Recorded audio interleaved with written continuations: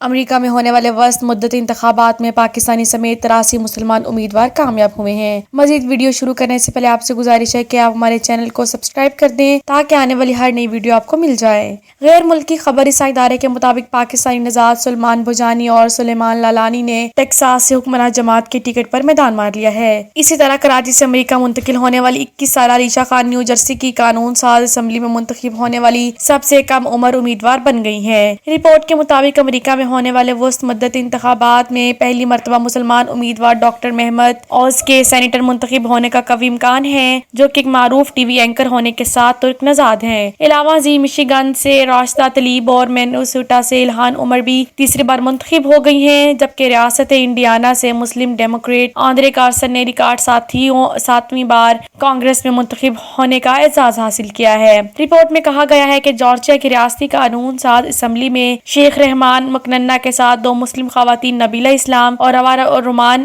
بھی کامیاب ہو گئی ہیں۔ رپورٹس کے مطابق امریکہ کے وسط مدتی انتخابات میں اس مرتبہ 150 مسلم امیدواروں نے حصہ لیا تھا، جن میں 23 ریاستوں کی قانون ساز اسمبلی کے لیے 51 مسلم امیدوار بھی شامل تھے۔